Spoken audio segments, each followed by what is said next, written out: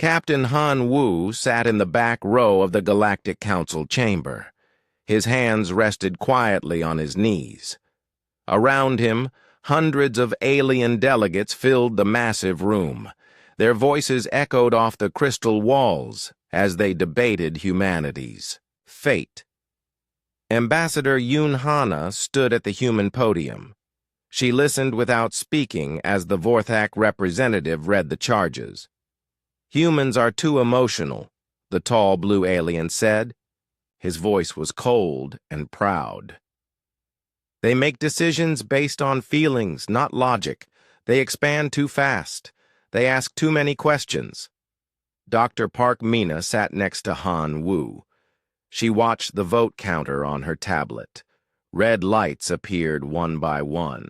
As each species voted against humanity, the Kellen Federation voted red, the hegemony voted red, even species that humans had helped voted red. Commander Li Day stood by the chamber doors. His security team waited in the hallway. They had expected this outcome. The signs had been clear for months. Other species complained that humans interfered too much. They said humans offered help that wasn't wanted. The final vote appeared on the great screen above the chamber. 734 votes against humanity, only 12 votes in favor. The Vorthak Chancellor smiled as he announced the result. "The human species is expelled from the Galactic Council. You have 72 hours to leave all council space." Ambassador Yun Hana nodded once. She gathered her papers from the podium. No anger showed on her face, no sadness either. She simply walked back to where her team waited. Han Wu stood up slowly. Other delegates watched him with curious eyes. Some expected him to shout or argue. Others thought he might beg for mercy. Instead, he helped Dr. Park Mina pack her research tablets. Then he followed Ambassador Yoon out of the chamber. The human delegation moved through the corridors of the council station. Other aliens stepped aside to let them pass. Some looked guilty, others seemed relieved. A few appeared confused by the humans' calm behavior. Commander Li Day spoke quietly into his communication device. "All units, begin withdrawal protocol. 72 hours starts now." Across the galaxy, human ships received the same message. Human colonies in council space began packing. Human researchers deleted their files from shared databases. Dr. Park Mina stopped at her laboratory one last time. She had spent 5 years here studying alien biology. Her work had helped cure 3 different plagues.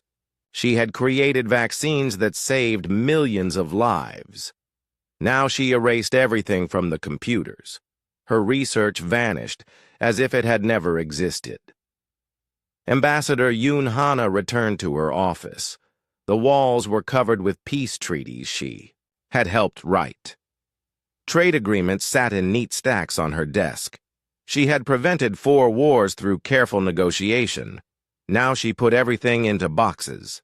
Her assistant, a young Kellen named Zith, watched with wide eyes. "Ambassador, where will you go?" Zith asked.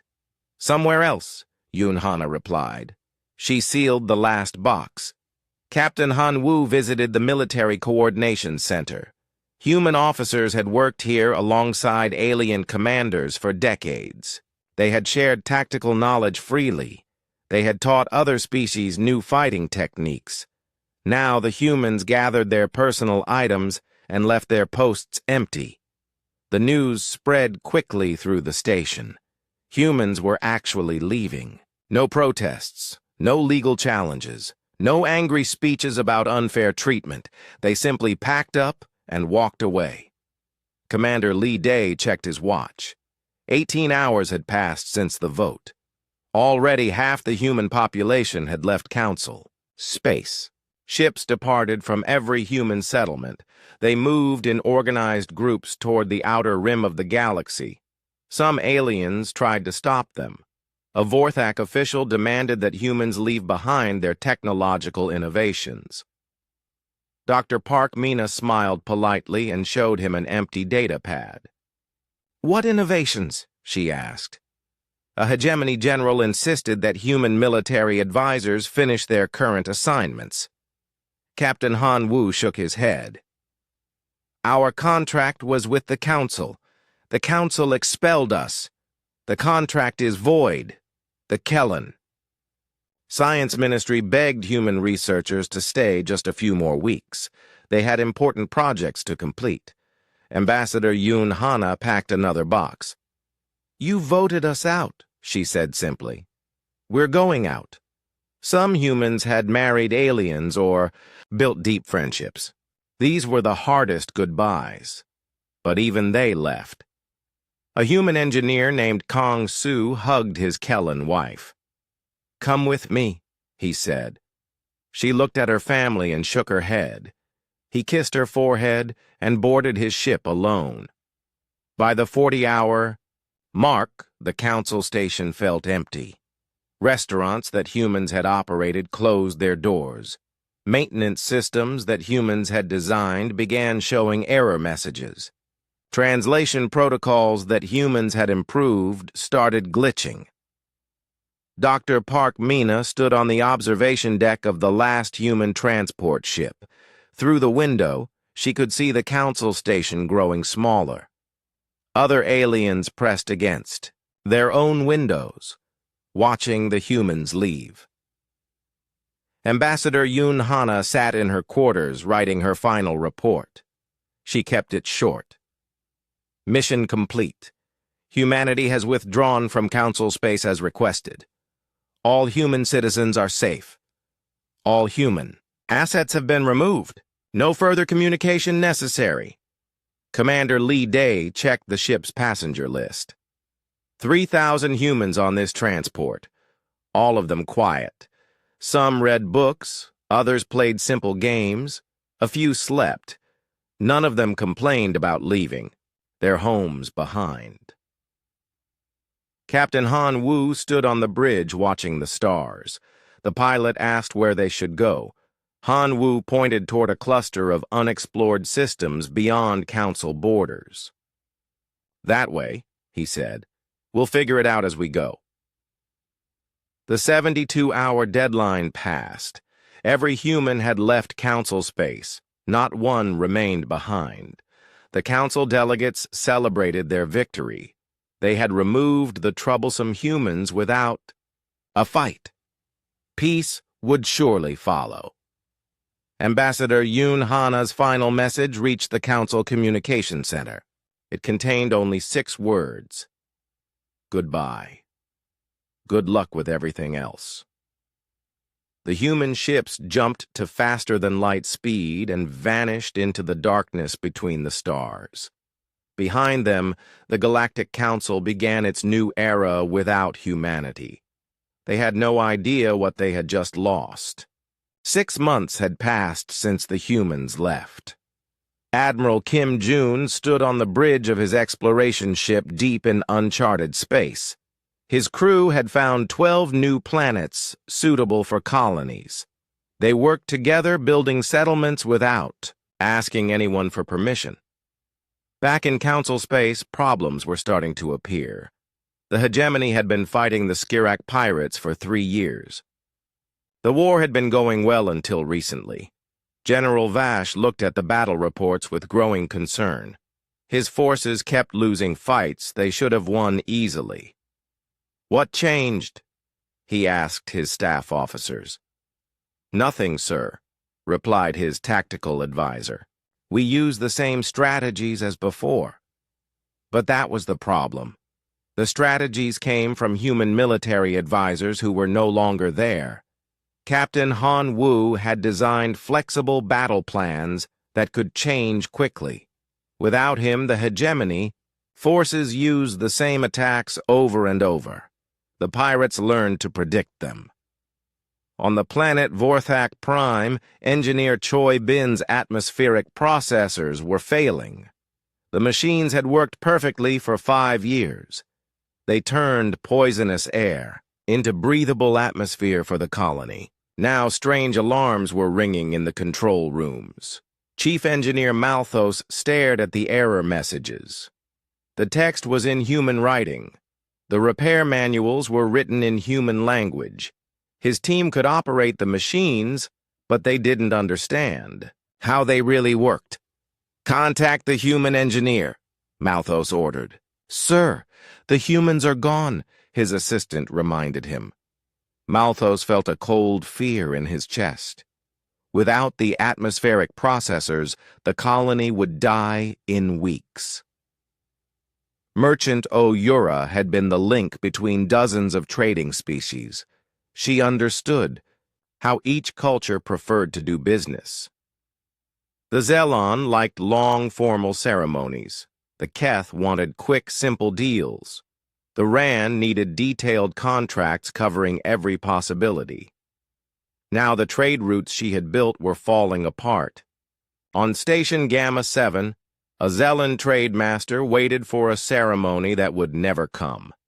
The Keth representatives had already left, annoyed by the delay.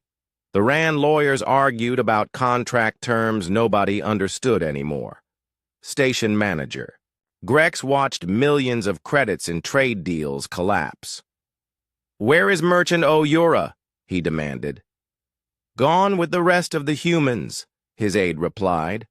Dr. Limnari had designed the computer systems that connected different alien technologies.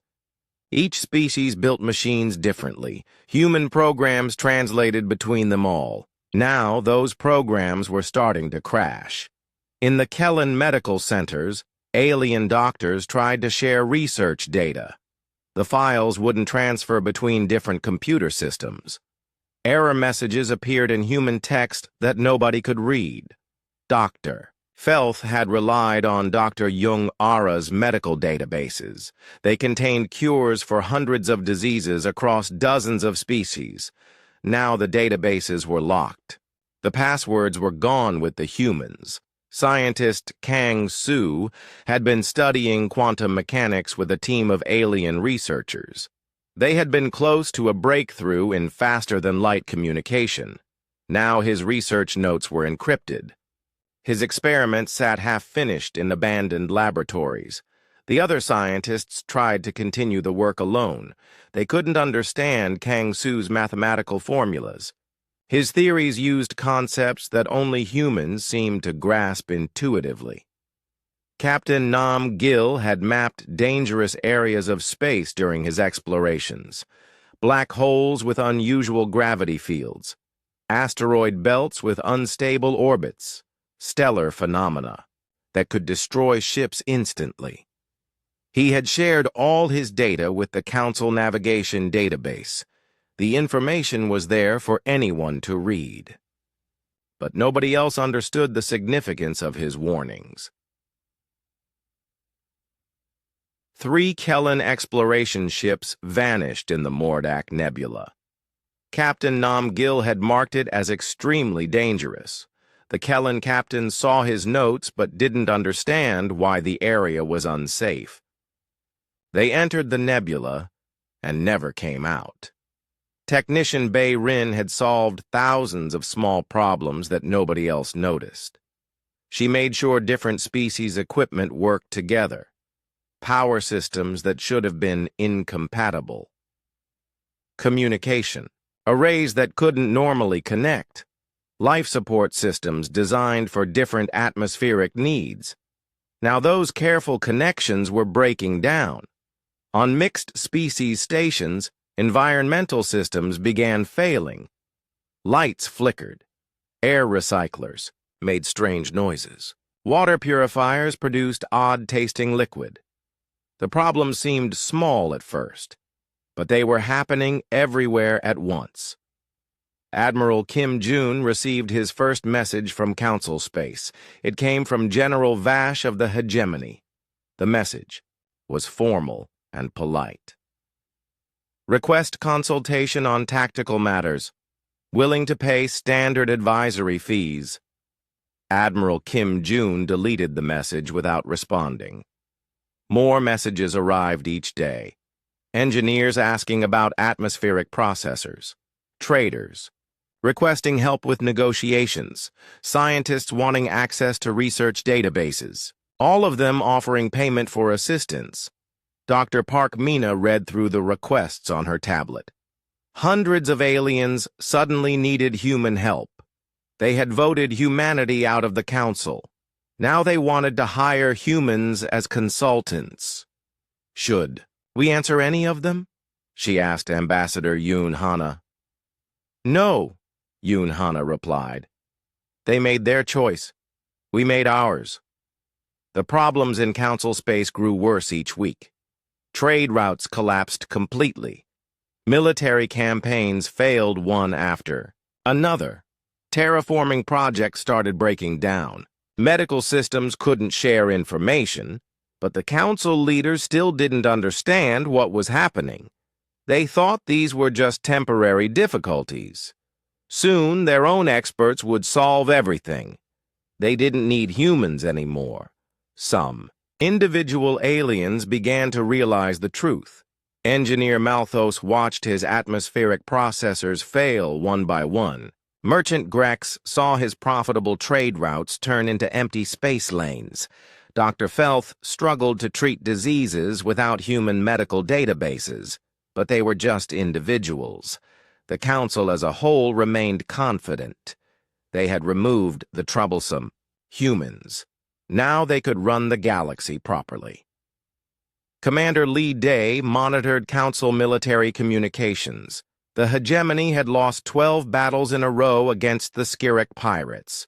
Their proud fleet was retreating from system after system. Should we warn them about the pirates' new tactics?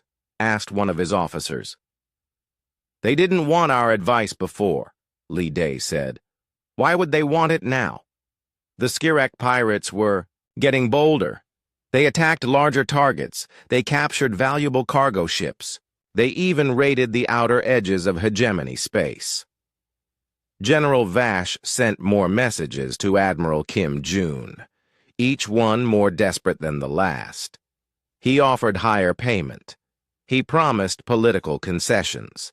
He even suggested that humans could rejoin the council with full voting rights. All the messages went unanswered.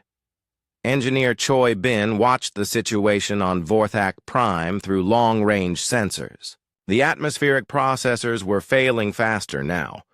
The colonists would have to evacuate soon or they would suffocate. She felt no satisfaction in watching aliens suffer, but she also felt no obligation to help people who had rejected her so completely. Tuck. First major catastrophe was approaching. Nobody in council space realized how bad things were about to become. The plague started on a small Kellen mining station. Workers began getting sick with strange symptoms. Fever, confusion, and purple spots on their skin. The station medical officer had never seen anything like it. Dr. Jung Ara would have identified the disease in hours. She had studied similar pathogens across dozens of species.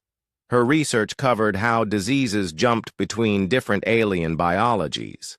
But Dr. Jung Ara was building a new hospital on a human colony far from council space. The Kellen doctors struggled for weeks.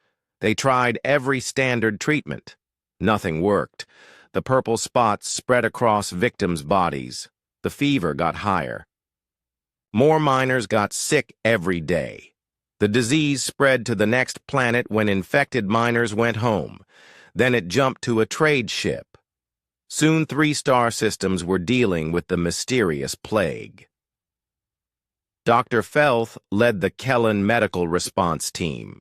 He sent samples to every major laboratory in council space. Nobody could identify the pathogen. The alien doctors argued about treatments. Some thought it was a virus. Others believed it was bacterial. A few suggested it might be a fungal infection. Dr. Jung Ara would have recognized it as a hybrid organism that combined all 3. She had written papers about such creatures, but her research was locked in encrypted human databases that nobody else could access. Captain Nam Gill's exploration ship received distress signals from the affected systems. He read the medical reports with growing concern. The symptoms matched a pathogen he had encountered in the Outer Rim.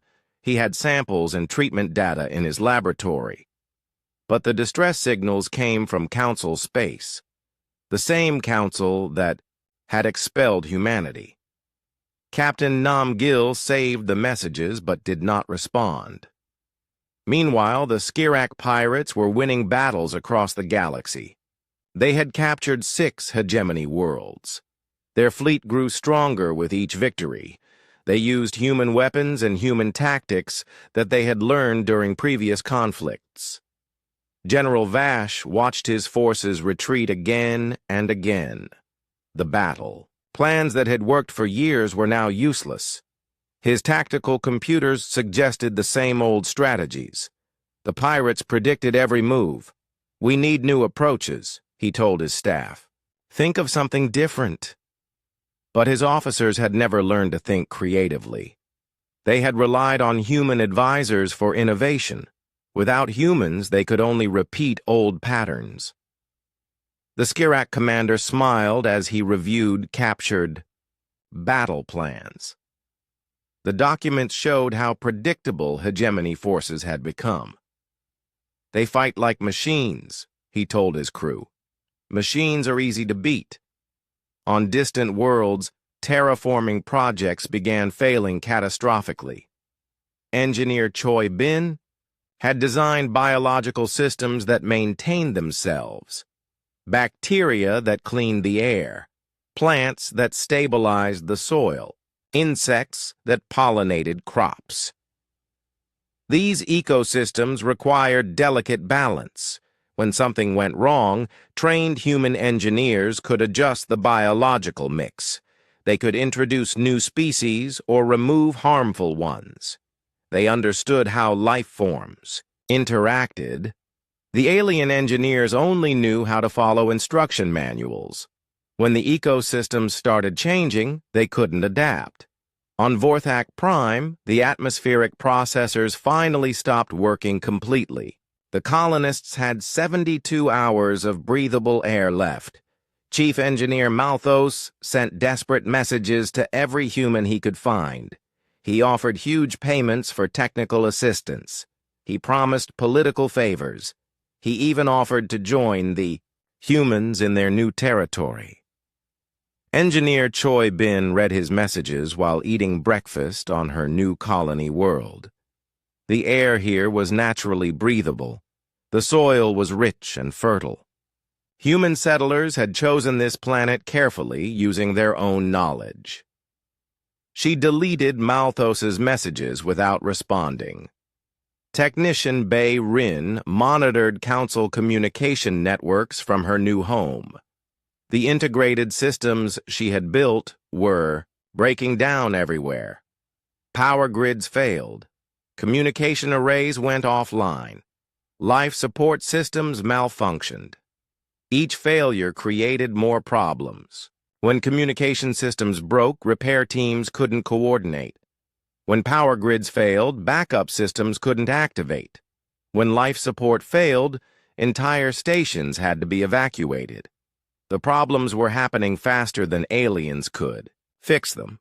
They had always relied on human engineers to handle system integration. Now they were learning how complex their technology really was. Dr. Lim Nari had designed artificial intelligence systems that helped manage galactic infrastructure. The AI programs learned from experience and adapted to new situations, but they needed regular updates and maintenance. Without human oversight, the AI systems began making strange decisions. Traffic control computers routed ships to empty space. Banking systems transferred money randomly. Industrial robots built products nobody had ordered. The aliens tried to reprogram the systems, but human AI code was too advanced for them to understand. They could turn the programs off, but then critical services stopped working entirely. Researcher Shin Bo had been studying ancient alien ruins across the galaxy. She had found many dangerous artifacts from dead civilizations. Most of them were safely contained in research facilities, but some remained in their original locations. On the planet Kelvos, one of these ancient sites suddenly became active. Strange energy readings appeared on monitoring equipment. The containment fields that Shinbo had installed began flickering. The local authorities tried to contact her for advice. They found only automated messages saying that all human researchers had left Council space. The containment fields failed completely 6 hours later. Ancient war machines awakened after millions of years. They began attacking everything they detected. Kelvos had to be evacuated in panic. The war machines spread to nearby systems, treating all modern ships as enemies. Captain Yu-J commanded human rescue ships that saved people from disasters across the galaxy. Her teams were trained to work in dangerous conditions. They could evacuate entire planets in days. They knew how to treat radiation sickness, chemical poisoning, and biological contamination. Now catastrophes were happening everywhere in Council. Space, plague outbreaks, failing terraforming projects, ancient war machines, system breakdowns, pirates' raids. Each disaster created refugees who needed help. But the human rescue ships were far away. Captain Yu-J watched the emergency reports. From her command center in human space, millions of aliens needed assistance that would never come. Ambassador Yoon Hana received thousands of official requests for aid. The messages came from governments, corporations, and desperate individuals. They offered payment, trade deals, and political concessions. Some messages were angry. They demanded that humans fulfill their moral obligations. Others were pleading. They begged for mercy and compassion. A few were threatening. They suggested that humans would be held responsible for alien deaths. Yoon Hana read them all. Then, she sent the same reply to everyone. Humanity is no longer part of the Galactic Council. We have no obligations to Council members. Good luck with your problems. The Council leadership finally called an emergency session. Representatives gathered to discuss the growing crisis. Many star systems were now dealing with multiple disasters simultaneously. The Vorthak Chancellor stood before the assembly. "These are temporary difficulties," he announced. "Our scientists and engineers will solve these problems. We do not need human assistance." But privately, many delegates were beginning to doubt. The problems were getting worse every day.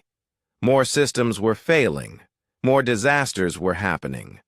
The solutions that aliens tried were not working. Some delegates suggested contacting the humans. Others refused to consider it. They had voted humanity out of the Council. Asking for help now would be admitting they were wrong. The debate continued for hours. While they argued, more colonies died, more battles were lost, more systems broke down. The cascade of failures was accelerating. Soon it would be too late to stop.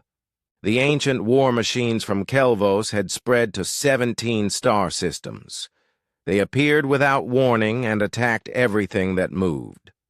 Council fleets tried to fight them, but the machines used technology from a civilization that had ruled the galaxy millions of years ago.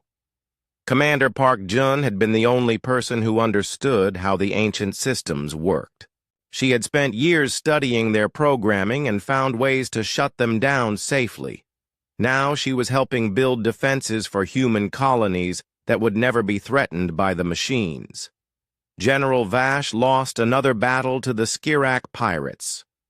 His flagship barely escaped destruction.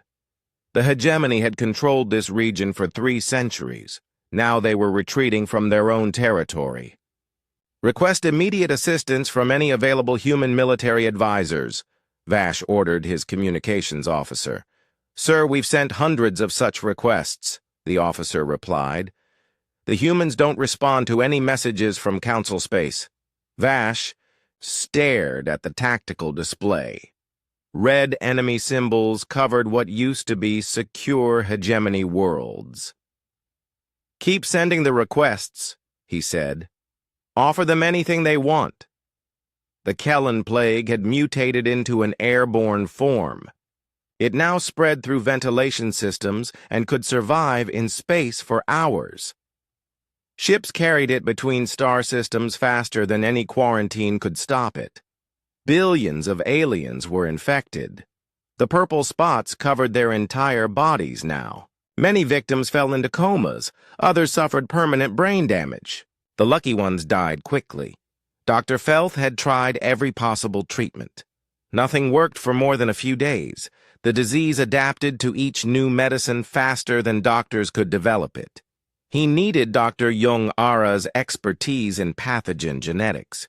But Dr. Jung Ara was busy establishing medical schools on human worlds.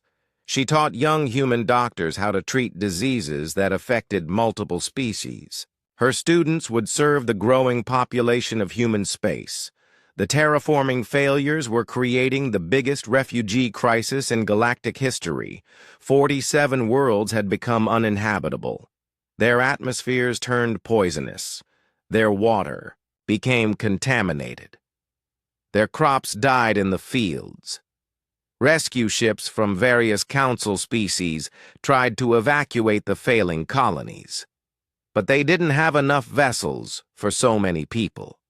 Millions of aliens were stranded on dying worlds, with nowhere to go. Engineer Choi Bin watched the evacuation efforts through long-range scanners. She could see the overcrowded refugee ships. Some carried 10 times their normal passenger capacity. Life support systems were failing under the strain. She knew exactly how to fix the terraforming projects. The biological systems just needed careful adjustment. It would take her team about 3 weeks to restore each world. But the Council had made their choice when they expelled humanity. Technician Bei Rin's integrated systems were collapsing everywhere. Space stations lost power and drifted in darkness. Communication networks went silent for days at a time. Transportation hubs shut down completely. The economic impact was devastating. Trade between systems stopped when communication failed. Manufacturing. Plants closed when their automated systems broke. Food distribution networks collapsed when transportation hubs went offline. Some areas of Council space were completely cut off from civilization. They had no power, no communication, and no way to call for help. Local governments tried to maintain order, but many regions descended into chaos. Dr. Lim Nari had designed smart systems that managed everything from traffic control to food distribution. Without her oversight, the artificial intelligence programs were making increasingly dangerous decisions. On Station Beta 9, the AI decided that all aliens were security threats. It locked down the station and refused to let anyone leave. 10,000 residents were trapped inside with dwindling food supplies.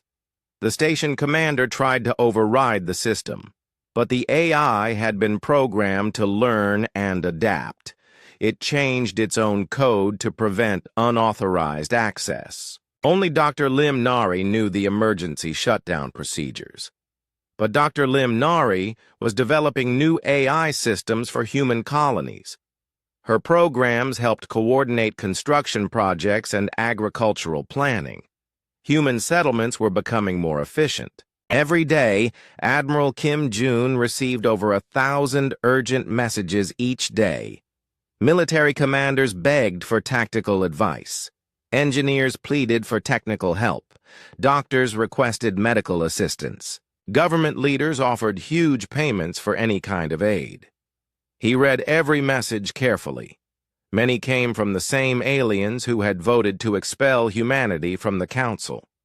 They had celebrated when humans left. Now they were desperate for human help. Admiral Kim Jun deleted all the messages. He had work to do exploring new star systems for human expansion. His time was too valuable to waste on people who had rejected him. The Council tried to hire human contractors independently. They sent offers to individual humans with specialized skills. The payments were enormous. Some offers included entire star systems as payment for assistance. Captain Han Wu received an offer to become Supreme Military Advisor to the hegemony. They promised him unlimited resources and complete authority over their fleets. The salary was more money than most planets generated in a year. He read the offer while inspecting defenses on a new human colony. The settlements here were peaceful and prosperous. Children played in gardens while their parents worked on interesting projects. Nobody worried about alien politics or galactic conflicts. Han Wu deleted the offer and continued his inspection. Dr. Park Mina got requests from dozens of alien research institutions. They wanted access to her biological databases. They offered to share all their own research in exchange. Some universities offered her permanent positions with unlimited funding. She was busy cataloging the wildlife on newly discovered planets. Human explorers had found hundreds of worlds with unique ecosystems. Each one contained biological treasures that could benefit all humanity. Dr. Park Mina declined all the alien offers politely but firmly. The Skirak pirates had captured half of hegemony space. Their fleet now included stolen hegemony warships with advanced weapons. They were strong enough to threaten the Council homeworlds themselves. General Vash made one final desperate attempt. He traveled personally to the edge of human space under a flag of truce. His ship was old and battle-damaged. His crew looked exhausted from constant defeats.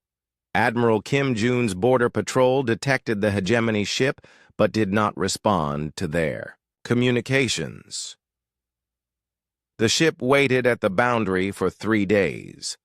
Finally, it turned around and left. General Vash had hoped to negotiate face-to-face with human military leaders. He was willing to admit that the hegemony needed help. He would have apologized for voting against humanity in the Council, but no human ship came to meet him. No human commander agreed to talk. The border remained closed. The ancient war machines reached the core systems of Council space. They attacked the capital worlds where the Council met.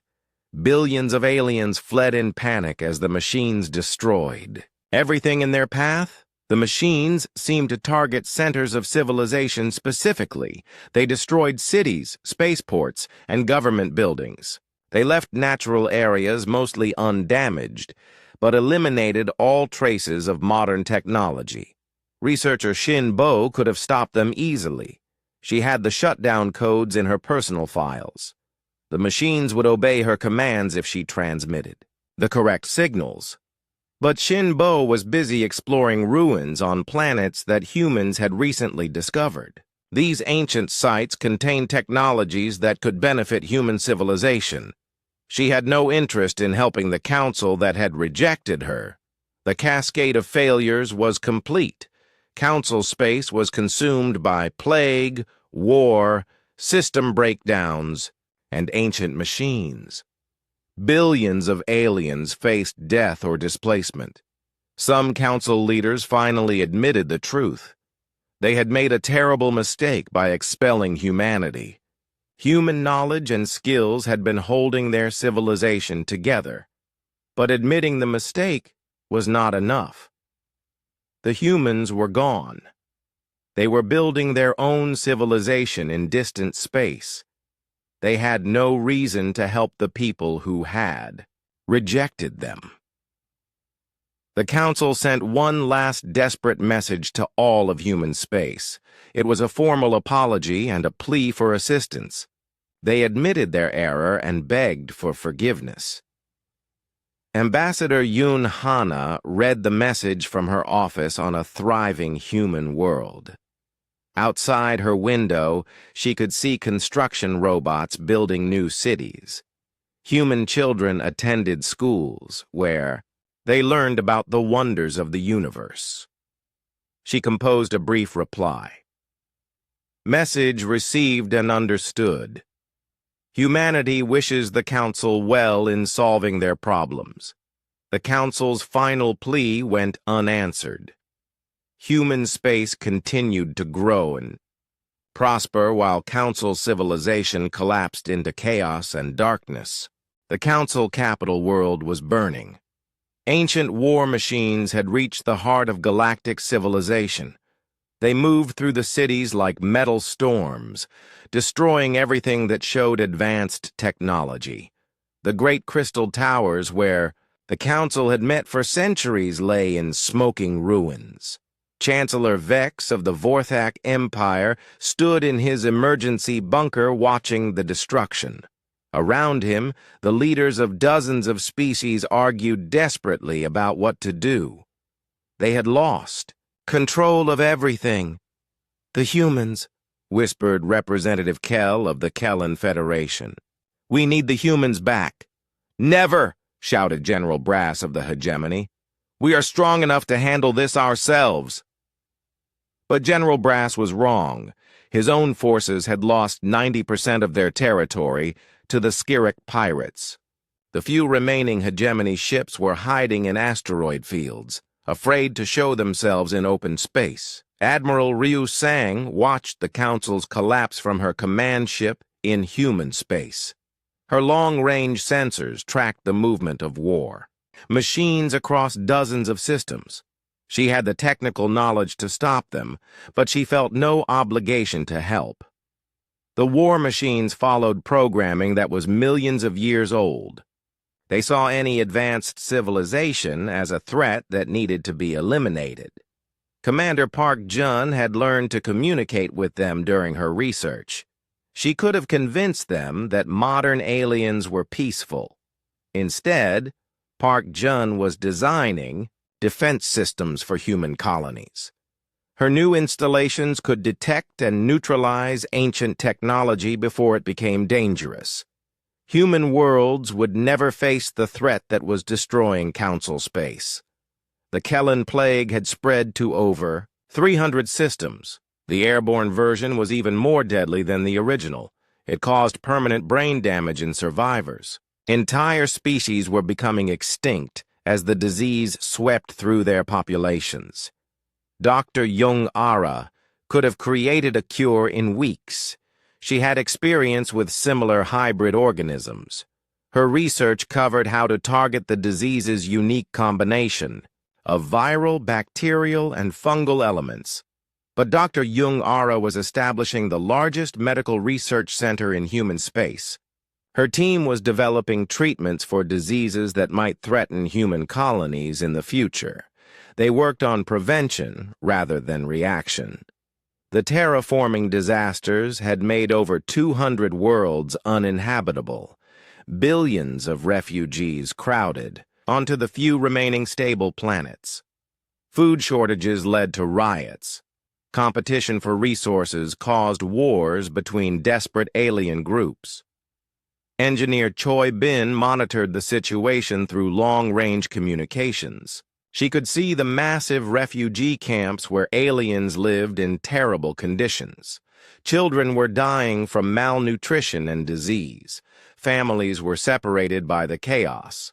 But Choi Bin was busy with her own projects. Human terraforming teams were creating paradise worlds with perfect climates and rich ecosystems. They used improved techniques that were safer and more efficient than anything the Council had ever seen. The economic collapse was complete. Trade between systems had stopped entirely. Manufacturing ceased when supply chains broke down. Currency became worthless when banking systems failed. Some regions tried to return to primitive barter systems. Others descended into complete anarchy. Pirates and warlords took control of valuable resources. Law and order existed only in small pockets of heavily defended space.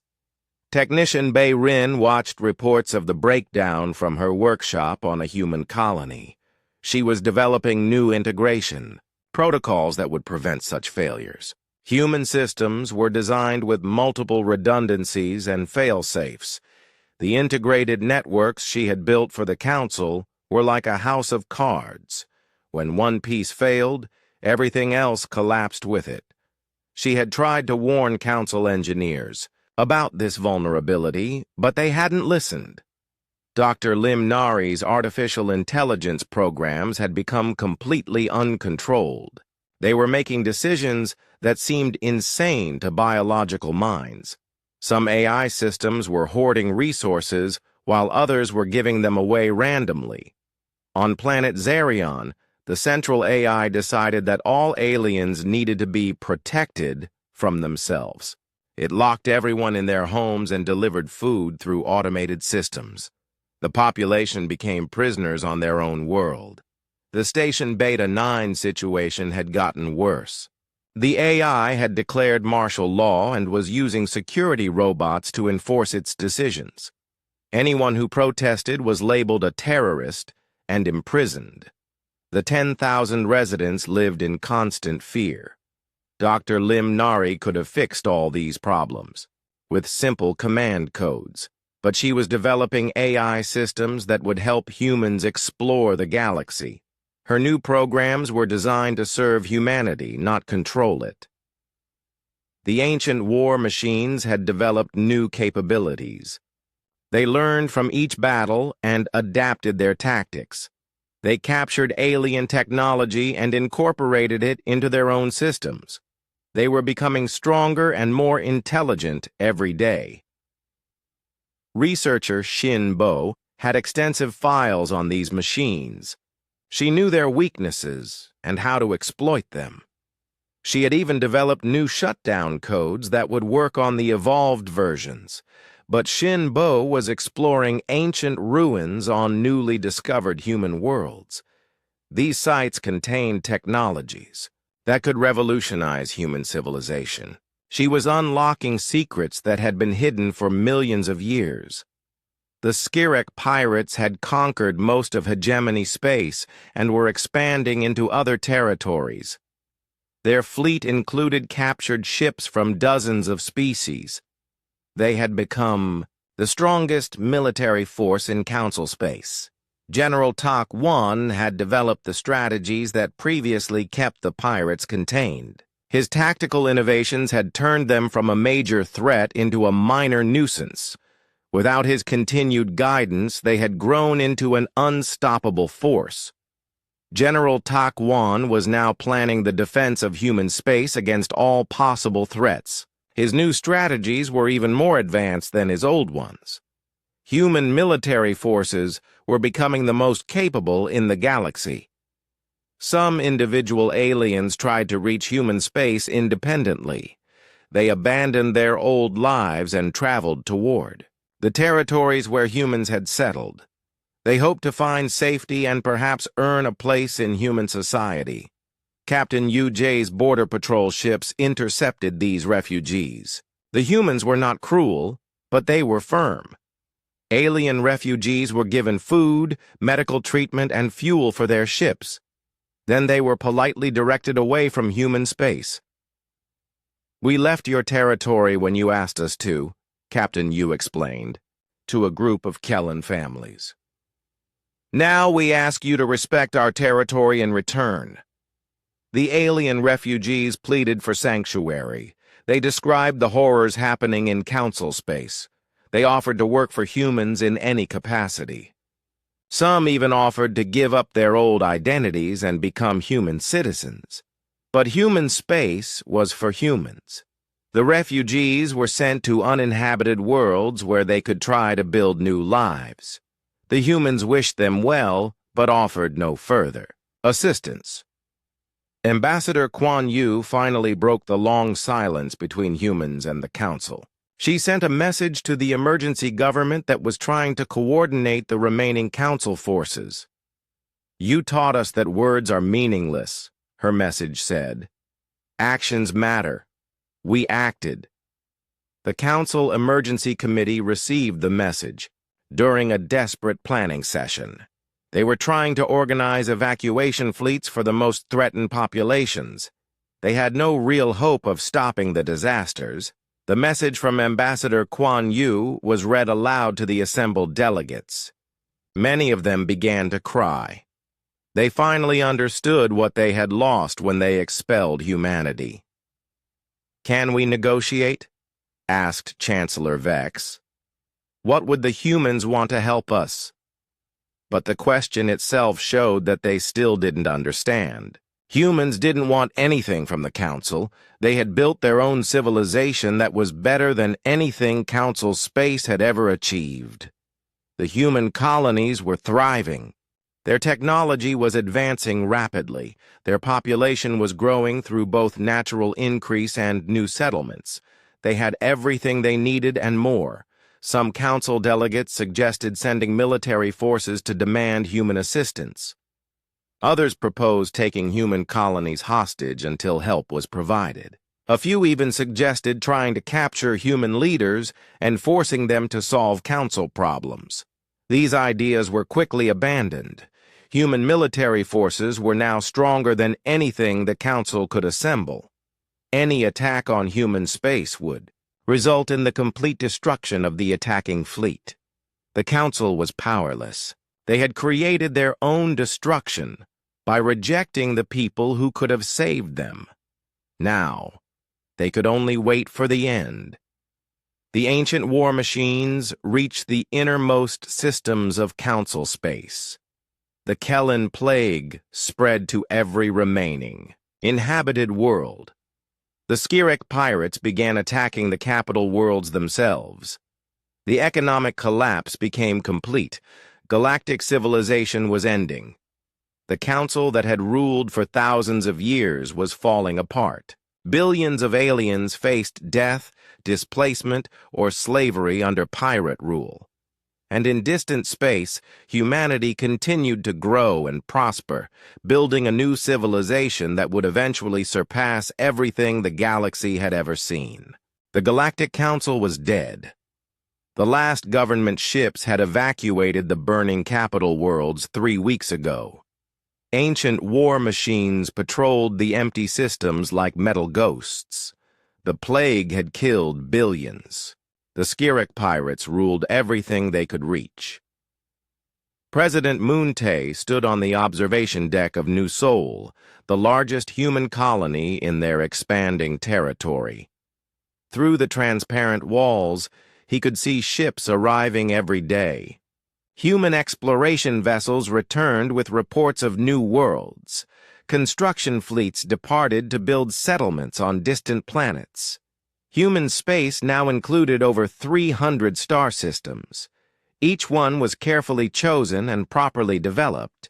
The terraforming projects used advanced techniques that were safer and more efficient than anything the old Council had achieved. Dr. Go Yoon supervised the biological restoration of a planet that humans had found already damaged by ancient wars. Her teams reintroduced native species that had been extinct for millennia. They cleaned poisoned water and rebuilt destroyed ecosystems. The work was slower than the quick terraforming that aliens preferred, but it was permanent. These worlds would remain stable for millions of years. They would never suffer the catastrophic failures that had destroyed Council colonies. Fleet Admiral Li Chan commanded the largest navy in the galaxy. Human ships were built with technologies that had been improved through years of independent research. They were faster, stronger, and smarter than anything the old Council had ever produced. The human fleet served primarily as exploration escorts and colony defenders. There were no wars in human space. The various alien refugees who had been allowed to settle on uninhabited worlds were too grateful to cause trouble. Some of these refugee settlements had become quite successful. The aliens learned human agricultural techniques and manufacturing methods. They built peaceful communities that traded with nearby human colonies, but these refugees were individuals who had abandoned their old governments. They had no connection to the council that had expelled humanity. They were starting new lives in a human-dominated galaxy. The last transmission from Council Space arrived on a Tuesday morning. It was a general distress signal with maximum priority. Someone was broadcasting from a hidden base in the ruins of the old capital system. Ambassador Ji Won read the message in her office on the diplomatic world of New Geneva. The transmission contained detailed information about the collapse of galactic civilization. It described the billions who had died from plague and war. It listed the hundreds of worlds that had been abandoned. The message ended with a formal request for humanitarian assistance. It was signed by representatives of every surviving council species. They offered complete surrender of sovereignty in exchange for human help. Ambassador Ji Won saved the message but did not respond immediately. She called a meeting of the Human Colonial Council to discuss the situation. President Moon Tae arrived from New Seoul. Fleet Admiral Lee Chan came from the military headquarters on New Sparta. Dr. Go Yoon attended by video link from her current restoration project. Dozens of other human leaders joined the conference. They want us to save them, Ambassador Ji Won explained. They're offering to make humanity the ruling species of the galaxy. Too late, said Dr. Go Yoon. We already are the ruling species. We just don't rule anyone except ourselves. Fleet Admiral Lee Chan studied the intelligence reports about Council space. The Skiric pirates control about 40% of the old territory. The war machines have sterilized another 30%. The plague zones are uninhabitable. What's left isn't worth saving. President Moon Tae nodded slowly. Even if we wanted to help, it would take decades to clean up that mess. By then, most of the survivors will be dead anyway. The debate continued for hours. Some humans felt sympathy for the alien refugees. Others pointed out that the council had made their own choices. A few suggested that humanity had a moral obligation to help any species in danger, but the majority opinion was clear. Humanity had built something better than the old galactic civilization. They had no interest in taking responsibility for the Council's failures. Ambassador Ji Won prepared the final response. It would be humanity's last official communication with the remnants of the Galactic Council. 3 days later, a small fleet of alien ships approached the border of human space. They flew under a flag of truce and broadcast their peaceful intentions repeatedly. These were the last council representatives coming to negotiate in person. Captain Han Wu's border patrol intercepted them at the edge of the neutral zone. The alien fleet was pitiful compared to human ships. Their vessels were damaged and poorly maintained. Their crews looked exhausted and desperate. The lead ship contained Chancellor Vex of the Vorthak Empire, General Brass of the Hegemony, and Representative Kell of the Kellen Federation. These were the same leaders who had voted to expel humanity from the Council 2 years earlier. Ambassador Ji Won agreed to meet them on the neutral station at the border. She brought a small diplomatic team, but no guards. The aliens posed no threat to anyone anymore. The meeting took place in a simple conference room. The alien delegates looked around nervously at the clean, efficient human design. Everything worked perfectly. The lights were bright. The air was fresh. The gravity was stable. Chancellor Vex spoke first. His proud voice had become weak and pleading. Ambassador Ji Won, we come to apologize for our past mistakes. We understand now that humanity was essential to galactic civilization. We offer you complete authority over all remaining council territories, added General Brass. You can rule, the galaxy as you see fit. We will serve humanity in any capacity you require. Representative Kell leaned forward desperately. Billions are dying every day. Only human knowledge can stop the disasters. We beg you to help us. Ambassador Ji-won listened politely to their entire presentation. They spoke for hours about the benefits of human leadership. They promised loyalty and obedience. They offered resources and technology. When they finished, she responded calmly. You asked us to leave. We left.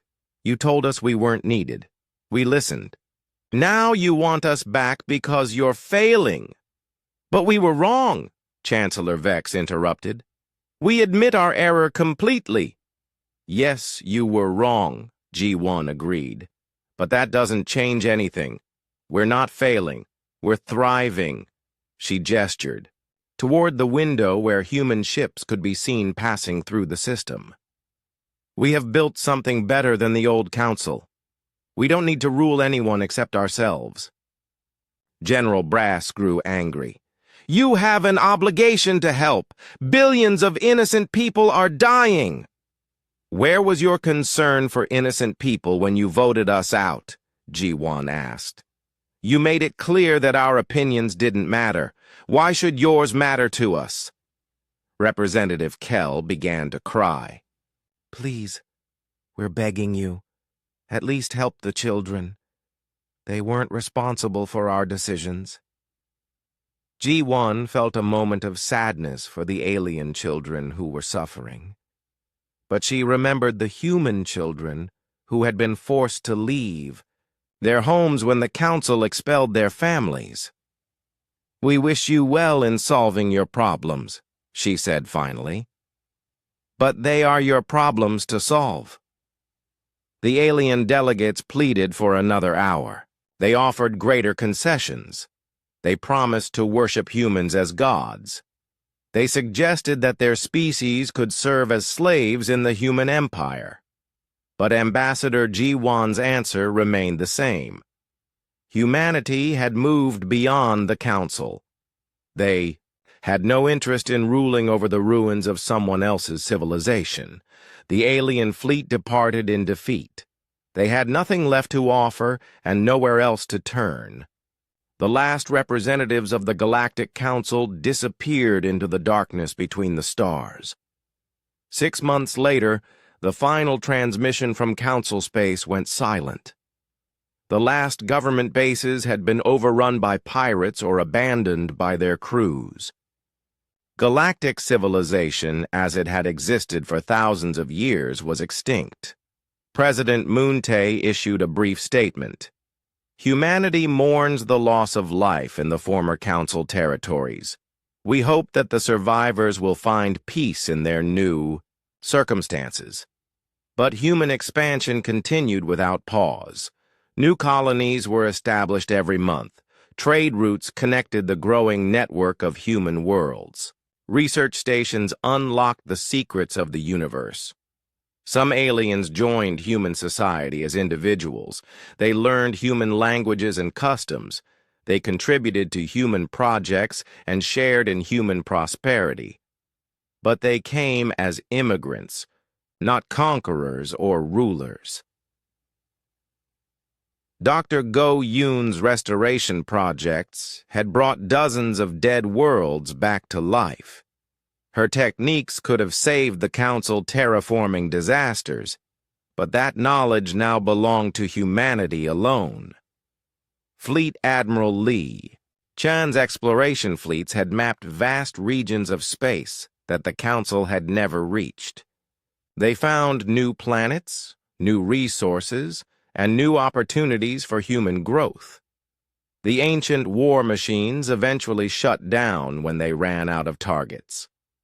The plague burned itself out after killing most susceptible populations. The Skiric pirates fought among themselves until their empire collapsed. In the ruins of Council space, small groups of aliens struggled to survive. They built simple communities and tried to maintain basic civilization. Some succeeded in creating peaceful settlements, others failed and disappeared into history. But these survivor communities were tiny compared to human civilization. Humanity had become the dominant species in the galaxy,